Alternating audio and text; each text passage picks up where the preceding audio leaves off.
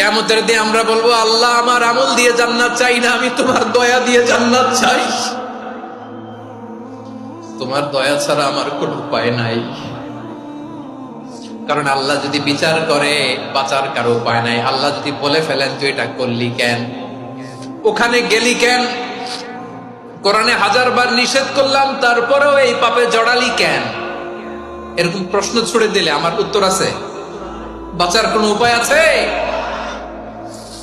ও আমার কলিজার টুকরা ভাইয়েরা, মাথাটাকে নিচু করে জীবনের সব গুনার ফিরিস্তিগুলো একটা একটা করে স্বীকার করে আল্লাহরে বলেন, আল্লাহ আমি পাপী,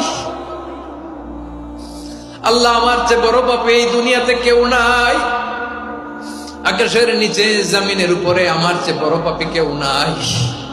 একটা একটা করে আল্লাহ স্বীকার করি আমি পাপী, সব পাপের স্বীকৃতি দিলাম।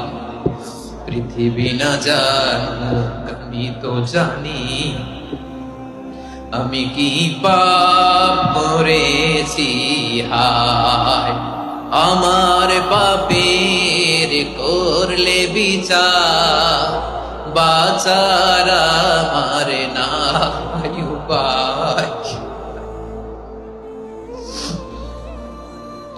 দয়াময় তুমি মাফ করো আমায়, মাফ করো আমায়।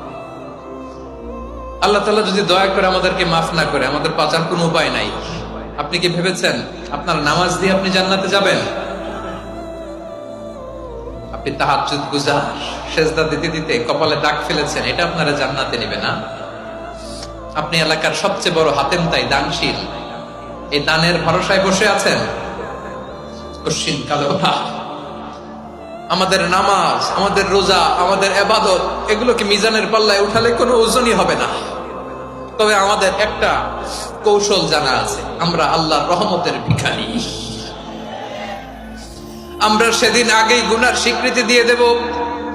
আমরা বলবো, আল্লাহ তুমি প্রশ্ন করার আগে তোমার একটা কথা বলি, আমারে কিছু জিজ্ঞেস করো না, আমি সব করেছি।